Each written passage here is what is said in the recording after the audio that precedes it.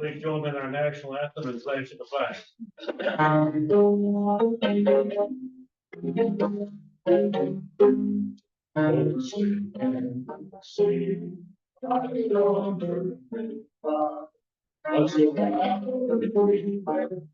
At the twilight stands its husband sent bright stars. The land of the sun, and we ran to be born.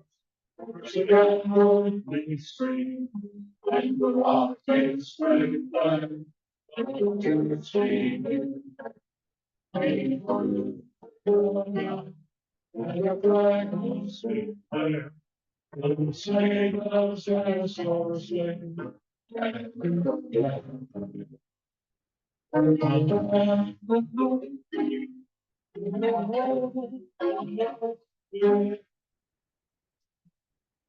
pledge allegiance to the flag of the United States of America and to the republic which stands one nation under God, indivisible, with liberty and justice for all. Mr. Marcus Campbell, invocation, please.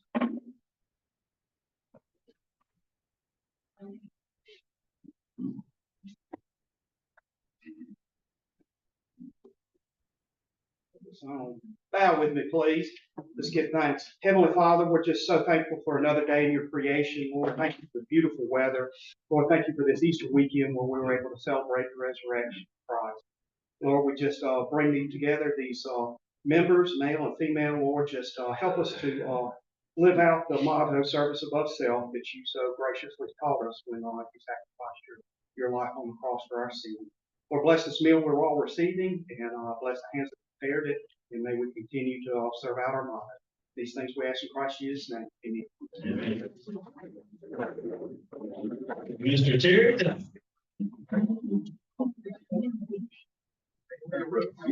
What we're going to need to engineer staff.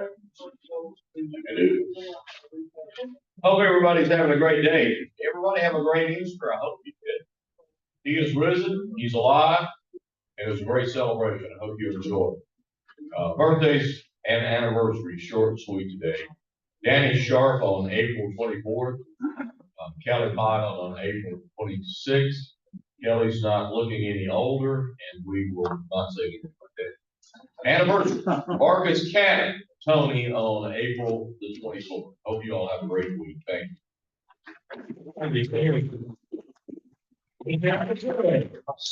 Introduction guests and visiting Richard. Good morning, good afternoon. When I call your name as a guest, please stand and remain standing so as to recognize everybody. Today we have Paul Adams, who's a guest of Thomas Wagner. We have Jim Ellis, who's a guest of both Wagner. Peggy Goodman, a guest of Mike Goodman. Carolyn West, guest of Tom West. And Susan Bloomberg, guest of Leslie Bloomberg. Fellow Rotarians, help me welcome them today.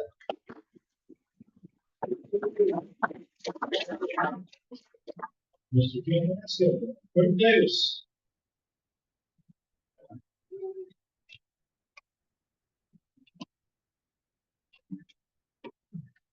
Mr. Greg Hendricks. 161 points. 161 points. Greg, our winner from a month or two ago. Oh.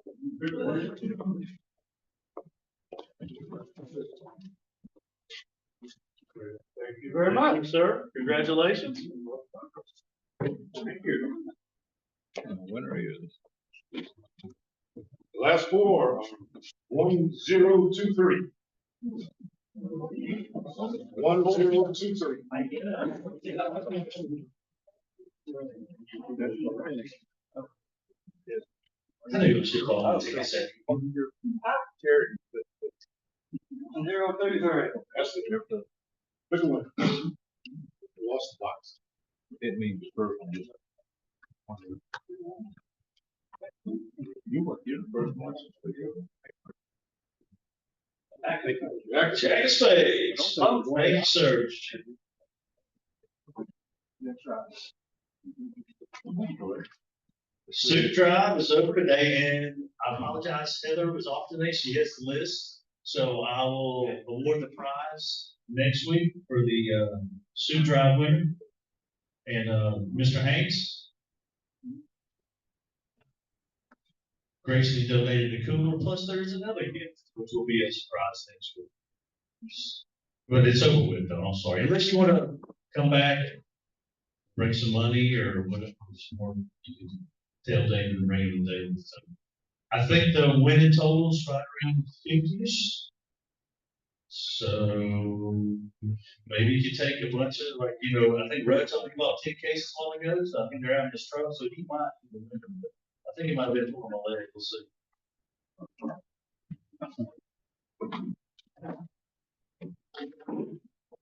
And now on to today's program.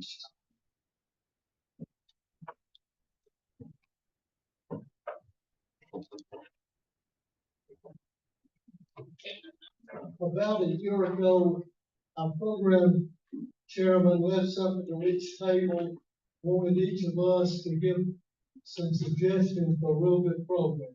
And I think at the table I was sitting, our speaker today, Don Clenney's name was on everybody's card, and I don't know why it's taken this long to get her here. Dawn grew up in Abbeville, Alabama. She graduated from Abbeville Christian Academy.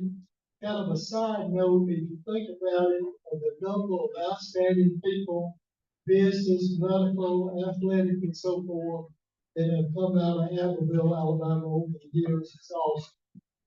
She graduated from Florida State University. She's a graduate of the Cumberland School of Law, Samford University in Birmingham, member of the Alabama State Bar. In September of 1979, she received a letter of appointment as a special agent for the Federal Bureau of Investigation and began new agent training in Quantico, Virginia. As a special agent, Dawn handled investigation assignments to include conducting criminal, counterintelligence, terrorism, and complex white-collar investigations. She is also a supervisory special agent managing foreign counterintelligence cases with responsibilities to include the administration, coordination, and direction of those cases. After 29 years with FBI, she retired. I was proud to present to you Dawn Clenney.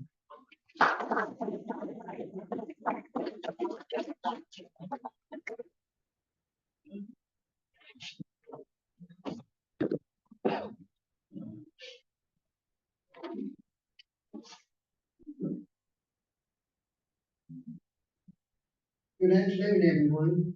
Thank you for asking me to speak today. When Tom called a couple of weeks ago and we talked about it, I said, well, what would you like for me to talk about? He said, well, anything that you'd like to. So as far as your career with the FBI, so I thought about it and made some notes. And some of my neighbors here are in attendance. I see Mike and Peggy Goodman live across the street from me. And I've been in Dothan before I get started on Hearts for about 4 years, 4 years now. They were some of the first people that I met. Just wonderful neighbors, and I see other people here in the audience that I know. Dothan has been very welcoming to me. I'm very happy that I have retired and moved here. So, thinking about what I wanted to talk to you today, I'll talk for a little while, but then I'm going to save room for questions. And I tried to think of things that people had asked me about as far as my work. I thought I'd talk a little bit about the hiring process for the FBI. Second part would be the training. And the third part would be, I've had a lot of questions. What did you do during the day, Dawn? What was life like working in an FBI office? I made some notes here, and I'll get started with a little bit. As it was mentioned in the introduction, I grew up in Abbeville, Alabama. When I submitted my application to the FBI, I was in Birmingham, Alabama, at Cumberland Law School in my last year of law school there. So I started the application process. It takes, sometimes it can take up to a year to be hired. You have what's called phase one. You have to take written tests. Assuming you pass that, you go through something called phase two, which is more written examinations and a written essay. An interview agents, and you have to go to a medical facility and have a physical. You have to be drug tested, polygraph. You have to go through. There's a lot, and the background investigation is what takes a long time. And that is all. If you are interested in seeing what that's like, it's a long form. It's all done online now. When I applied, you have to think about the time. I applied in 1979. We didn't have computers, no cell phones, no internet, anything. So when I went, I'll tell a humorous story. So I had to go for my interview at the Birmingham field office. There are two field offices in Alabama. The major field office is in Birmingham up north, and the other one is in Mobile, Alabama. And the FBI agents that are here in Dothan at the Wells Fargo building, that's the location that they're in, they report to the Mobile office, the way that the state here is divided up. But anyway, I went for my interview there, to the Birmingham FBI office. So it takes a long time for the hiring process. The ages 23 to 36. And the reason that the cutoff is at 36 is that you have mandatory retirement at age 57. It used to be 55 a few years ago. It was raised to age 57, but that's the cutoff. Takes quite a while to go through all of that in the background investigation. One part of the funny story was I still have a copy of my application that I filled out by hand, the part that I had to do. And they verify everything starting from your date of birth, everywhere you ever went to school, elementary school, high school, college, every residence that you ever lived in, where your parents moved around, that type of thing. So they verify everything that's in that application. When they went to Abbeville to do my background investigation, you can imagine what somewhat of a hullabaloo, I guess is the word, because they were knocking on the door and they were there. And what they were doing, they were simply there to verify the information that was in the background, the information that was in my application for the background. They wanted to know who my mother and father were, had they ever been in trouble. So they had just zoomed in on Abbeville and were out asking about my mother and daddy. I have a brother, and they just thought for sure that there was trouble. Dawn was in trouble, that my daddy was in trouble. They really didn't listen at the beginning.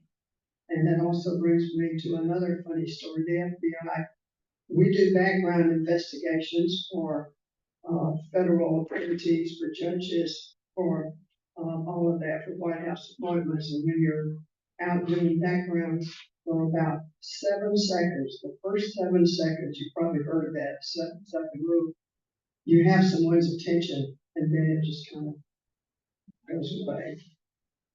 And they're not listening.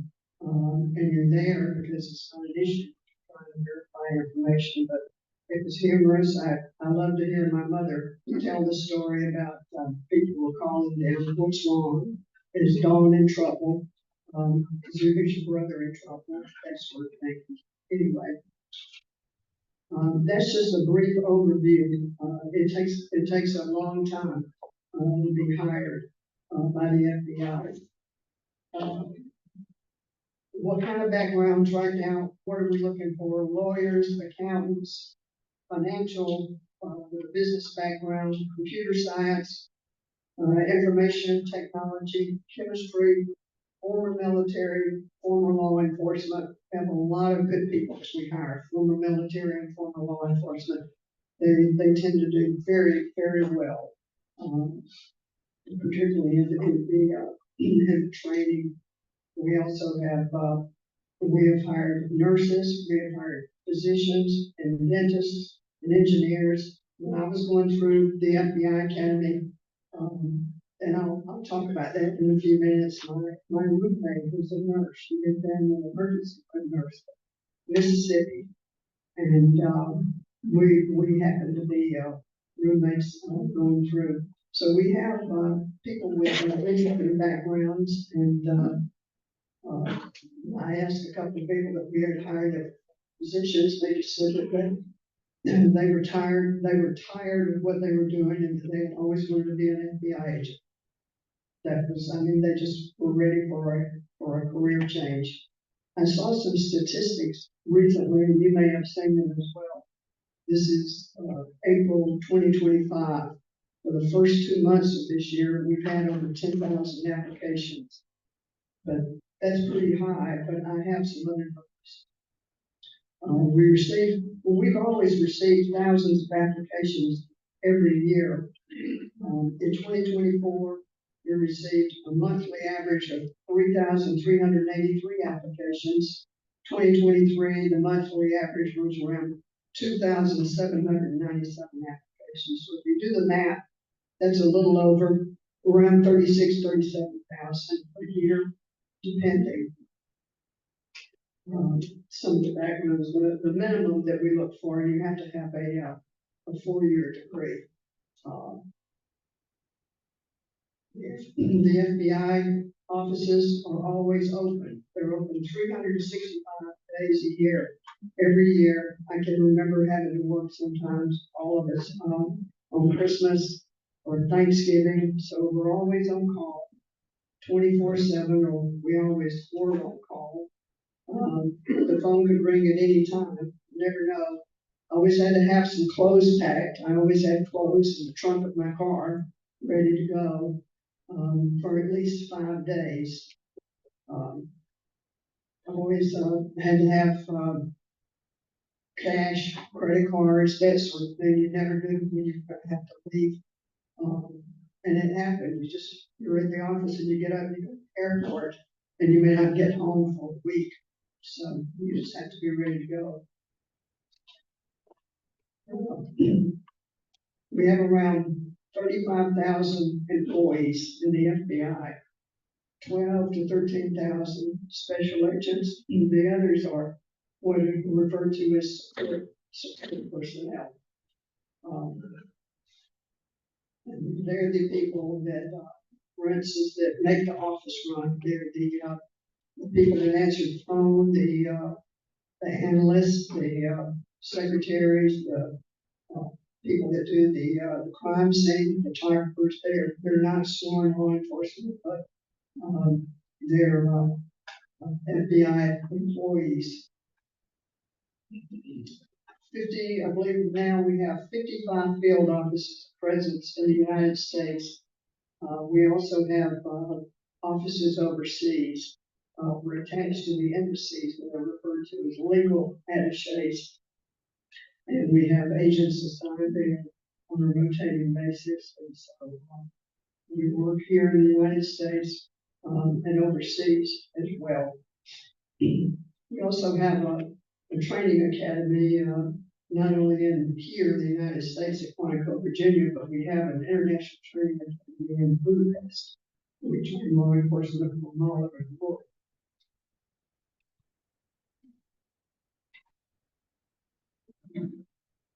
I'll talk a little bit about FBI training.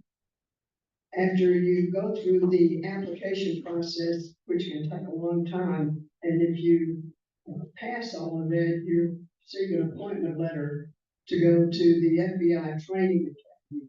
It's about 20 to 22 weeks, or it was when I went through. It was a long, about 4 months, over 4.5 months. And even when you make it through there, you're an employee, but it's still somewhat of a conditional offer of employment. Because when we were finished with training school and assigned to a field office, you still had 2 years probation. And you could be So you're still being evaluated as an employee at that time. The training facility in Quantico, some of you may have been there, it's just right outside Washington DC, south of there, on the Marine Corps base, right off I-95. And it's about 600 acres. It's a self-contained facility there. It has dormitories. Everyone lives there. Gun ranges inside, gun ranges outside, cafeteria. You never have to leave there for any reason. And once you get there, they don't want you leaving.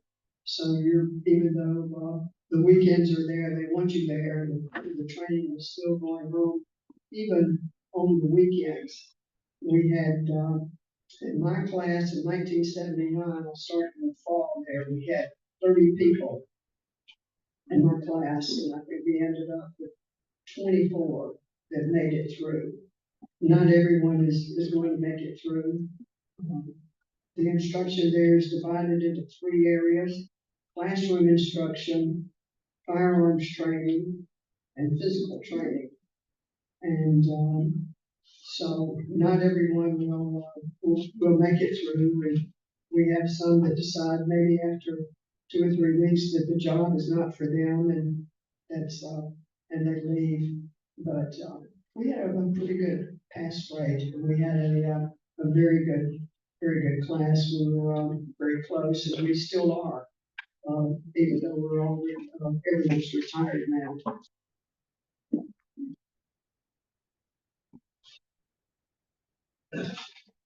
A couple other things when I was trying to decide what to talk to you about today. Some people said, "What did you do at work? What was a day like for you at work?" Well, they were all different, and no 2 days were really the same.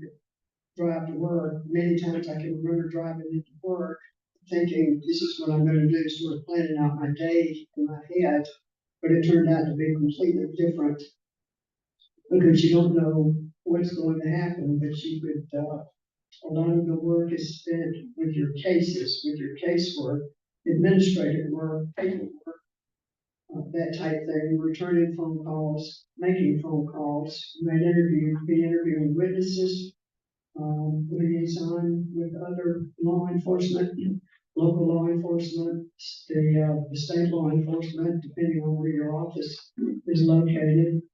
You might be meeting with an informant, or out trying to develop an informant. You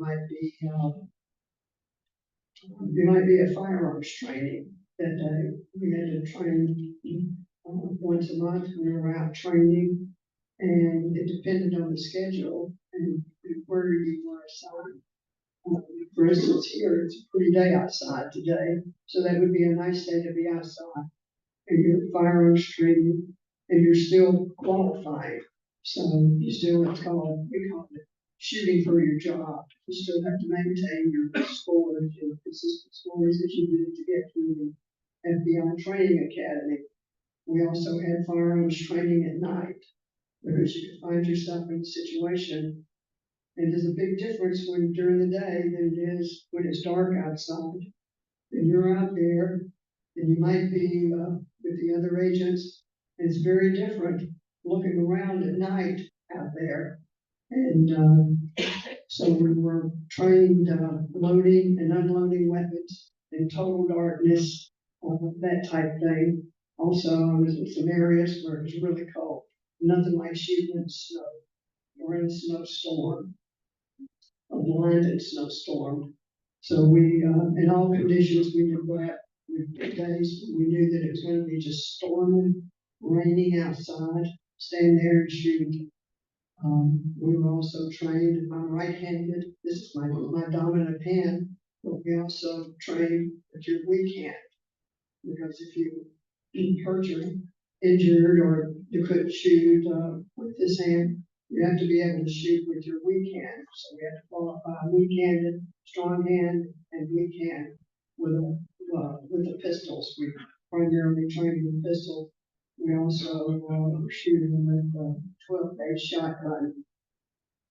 We shot a 12-gauge shotgun so many times, training school and thereafter.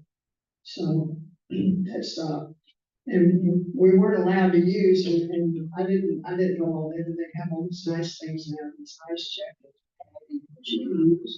We had nothing, we couldn't use anything, it just said, none of that.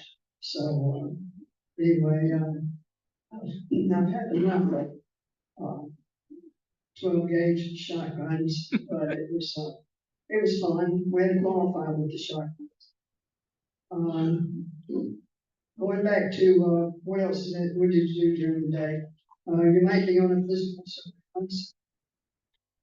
You might be out with a group. In some of the larger offices, they have surveillance squads, agents that do that. And if you need assistance on occasion, you just don't have time to do it yourself because it does take time.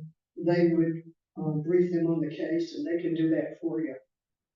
Or you might be assigned to work on an electronic surveillance, which is a Title III or a wire. You hear the term used in the movies and television, wiretap. That takes a lot of time. And I'll just clear up something right now. It's not that easy to obtain a wiretap, someone's telephones or microphones that you can install somewhere to listen. You have to listen to that. However, you can only record what is pertinent to the case. What's pertinent to the case. And so the agents, we would all meet with the United States Attorney's Office for what's called a minimization conference, so that you understand what the case is, and only what is recorded and necessary to the case is being recorded, although you are listening in. I just thought you'd be interested in that part of it. And it is did you hear me? Oh, okay. But it is manpower intensive.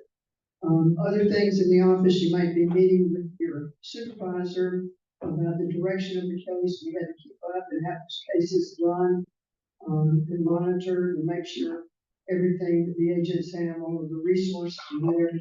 It's the supervisor's responsibility to ensure that the case is moving along in a timely manner. You may have read that the FBI has a presence now in Huntsville, Alabama, and probably by the end of this year, first part of next year, there'll probably be around 5,000 employees there. And it's going to be somewhat of a second type of headquarters out in Washington, D.C.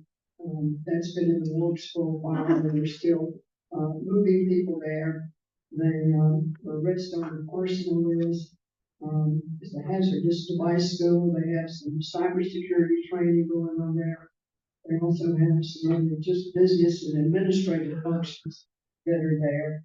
I haven't been up there yet, but I plan to be up there and to see what that's about. I understand it's very nice.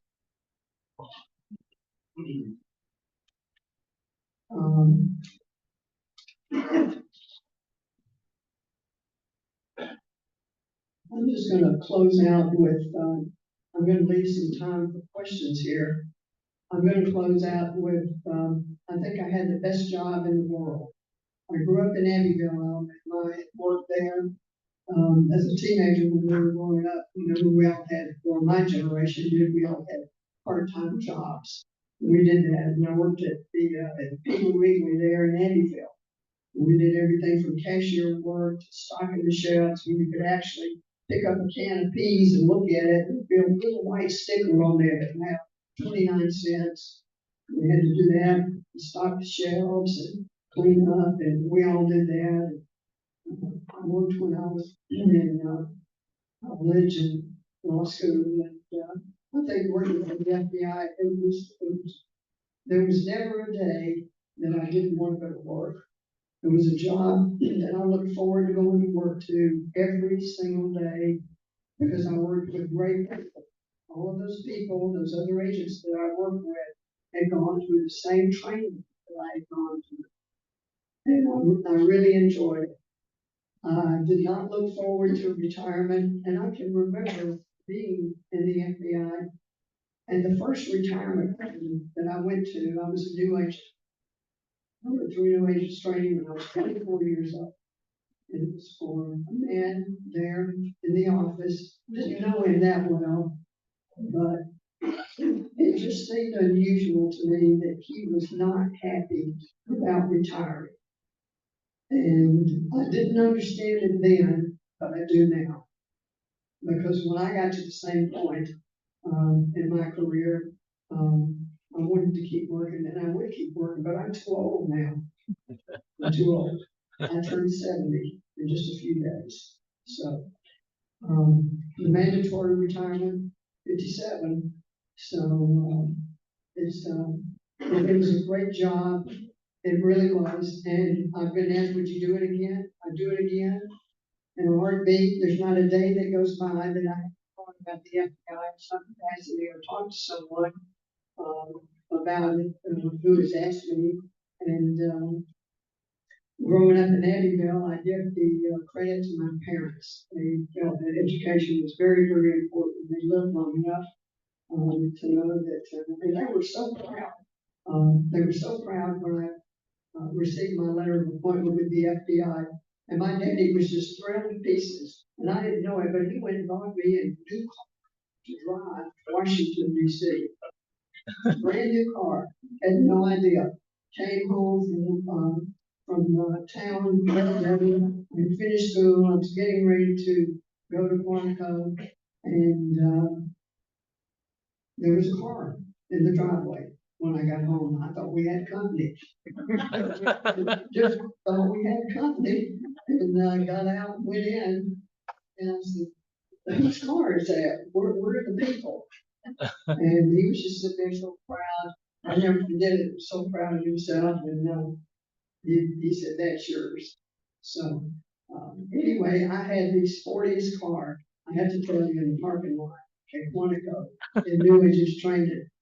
I did. It was sporty, and they all wanted to drive it. Everyone, I'll never forget it. I'll just tell you, it was a two-door Cutlass Oldsmobile. Oh, yeah. Oh, yeah. It was just, I had never had a new car. What color? Blue. Blue. It was a sporty car. I got pictures of it. I still have pictures. I think I've talked about long enough, and I would be glad to entertain some questions. And also, while I'm thinking about it, if you have a family member or a child or a grandchild or someone like that that you would like for me to personally talk to, I am glad to do it. I've done it in the past. I think it's very helpful to be able to sit down and talk to people one-on-one. So if you would like for me to do that at some point, just let me know. Tom and Carolyn know how to get hold of me, and I live here in Dothan. And as I said in the beginning, I'm very happy living here in Dothan. Yes. What inspired you or motivated you to apply to the FBI? I had always been interested in it. I can remember growing up as a child. There were television shows on TV. We were growing up. I was interested in that. I had read some information about it, and I guess what really piqued my interest was my last year of law school. Actually, I was talking to Tom and Carolyn about this coming over here. I already had a job, but I saw something on the placement bulletin board at the law school that there was an FBI agent that would be coming over to the placement office, and if you were interested in an interview, to let the head of the placement office know. So I was interested, and it caught my eye, and so the rest is history. To make a long story short, and the agent that I interviewed with and who I worked with through the application process still lives in Birmingham. Yeah, he's still there. Yeah, it's great. I know you might have to generalize it, but what was your most challenging case you worked on over your career? And you probably can't be specific, but just what was one most challenging that you had success in investigating? There were, a number of them. That's another reason I enjoyed the job so much. Working on the cases that I did and assisting other agents. Well, I can think of one that comes to mind right toward the end of my career. I was in Michigan, and, you've probably heard of, this case. Actually, it'll be 50 years old this July. I was thinking about it. The disappearance of Jimmy Hoffa. All through the years, that case has come up, and the Detroit FBI office is what's referred to as an office of origin. And what that means is that's the field office primarily assigned, and that's where the case originated from, and leads go out to all the other field offices. And I would venture to say probably all of the 55 to 56 field offices have had leads at one point or another on that case. And in 2006, we received some information that he might be in a particular location not far from the restaurant that he disappeared from. And we were sitting there in a meeting, and you have to decide, are we gonna go out and dig this, or are we not gonna go out and dig this? And it was information that you're gonna be criticized whether you go forward, or criticized whether you don't take any action. The media had already gotten hold of it. So it was being written about at that point, and we were sitting there, and the decision was made to go forward and do the dig. And we had to go up to a horse farm. And this was a horse farm where these people worked. This was their living. It was called Hidden Dreams. This is the name of it. It was in Milford Township, north of Detroit. And we had to take a barn down. We actually had to go and tear down their barn. Of course, we compensated them for that. But we had to tear down the barn and have the car company come. The lines had been buried. It was a big ordeal. It was a huge dig. And it was in the papers there, but of course, no success. But it was interesting. And that case has always garnered a lot of attention. And it's not just a file. This is the Hoffa file. It's a room full of files, and as well as evidence, physical evidence. I just thought it was something that people might relate to. Or that. Yes, there's someone in the back. Yes, do the agents get specialized in any way, or once you get any type of case assigned to different types of skill required? I think I understand your question. The offices are divided into areas there. They call them squads. And this squad over here handles white collar crime.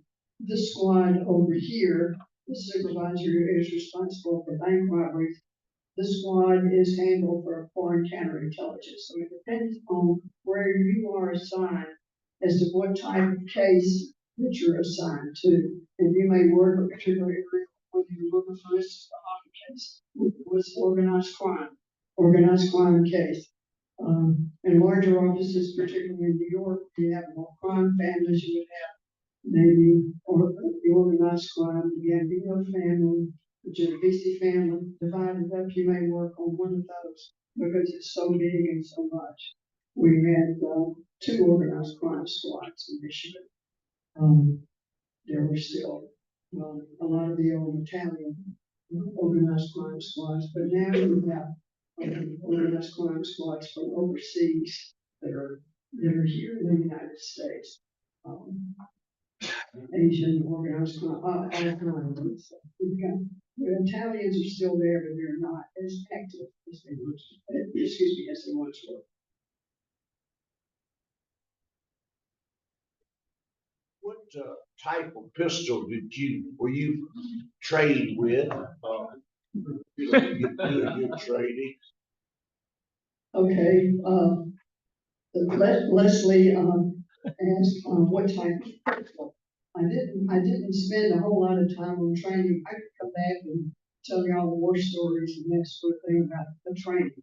So in the training school, again, I went through in 1979. So you think about that. We trained with a Smith & Wesson revolver. At that time, 6-shot. It was the model 10-8 and had a little 2.5-inch barrel. 2.5. That's short.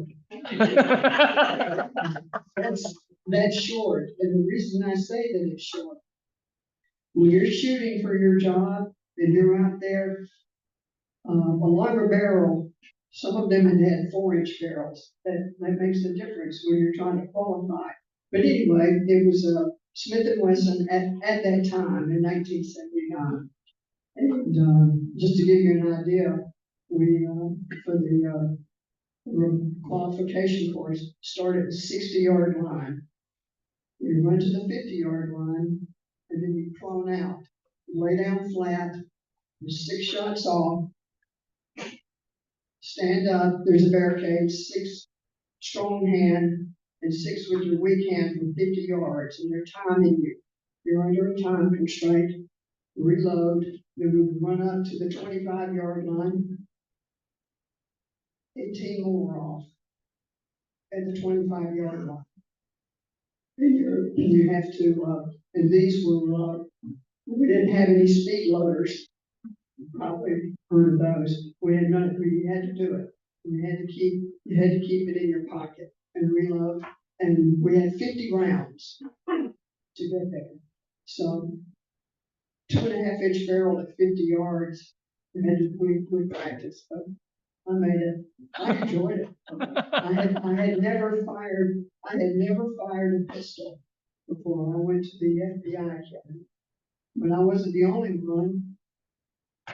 My daddy didn't have a pistol. I had fired a shotgun with granddaddy and rifles and that sort of thing out of the farm and that type of thing, but just never shot a pistol. And they said, "Don't worry about it.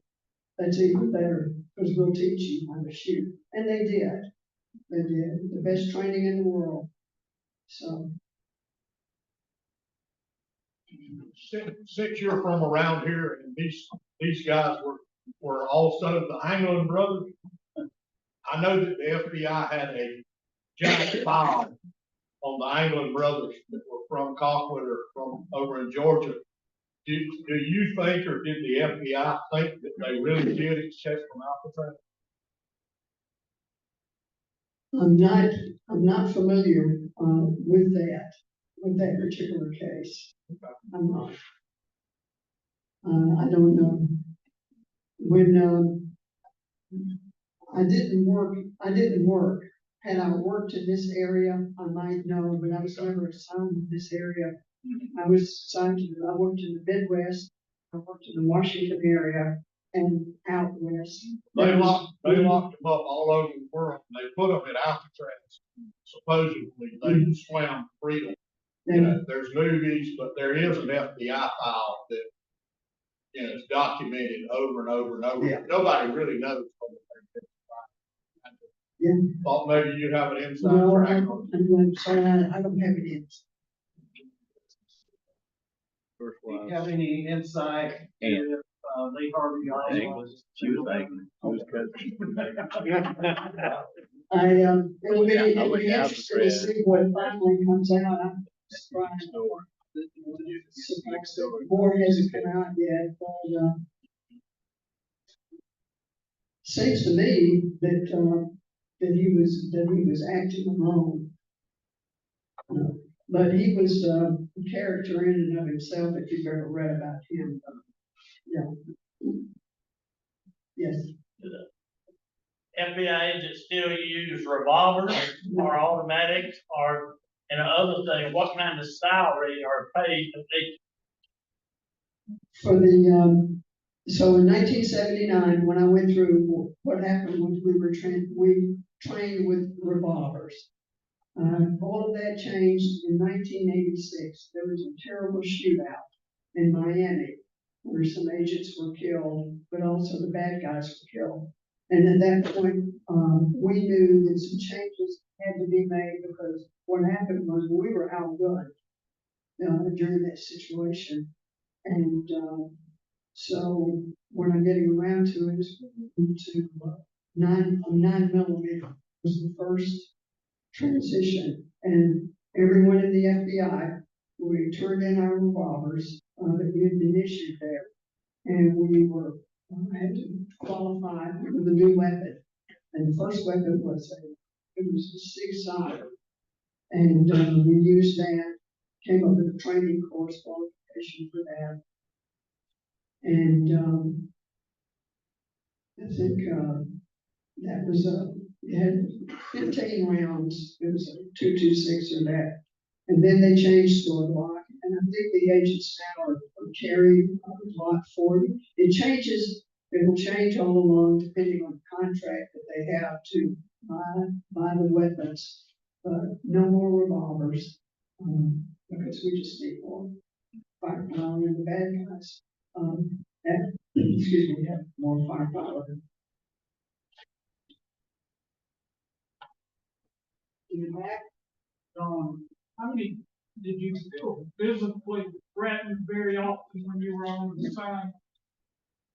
Did you feel like your life was in danger? There were just a couple of times that I see what you're asking, and people have asked, have you ever had to pull your weapon? And I have. There were a couple of instances, and we were trained, and part of the training, and part of the legal training that you go through, the classroom instruction, to go through, has to do with fireworks training.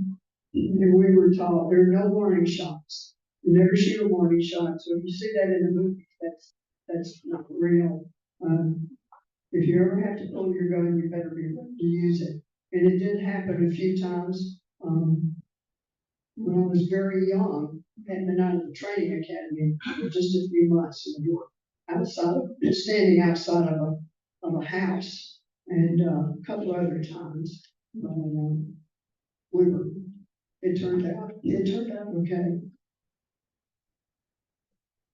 Yes. So what percent of the age for women? How many? Yeah, for women. They had started, I started in 1979, and they started hiring they started hiring women in 1972. I don't know how many were on board. There were a few hundred, and we had, in my class, there were 4 of us. And we all made it through. So how's that compared to today? There are a lot more today, many more. I can't give you an exact count right now, but there are a lot. Several, probably several hundred, could be over 1,000. I just don't have those numbers. It's a law degree required. No. Bachelor's degree in biology or chemistry or business. It just depends on how many people are being hired that year. The applications are online. They've of course moved everything online. FBI.gov. You can read about the academy and see pictures and that type of thing.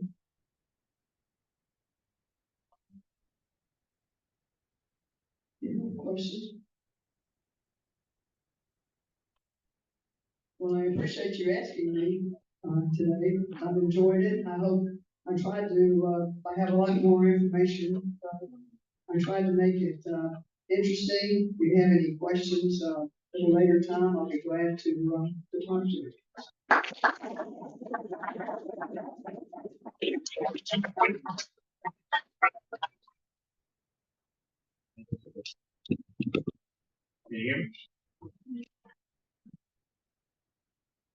You got me now, there we go. You always like cut me off, James. Next board meeting is May the 14th for all board members, and the new board members will attend the next board meeting today, and I will send out an email He was heads up the week before, just, hope everybody had a great Easter, Resurrection Day. Amen. And, if we could stand.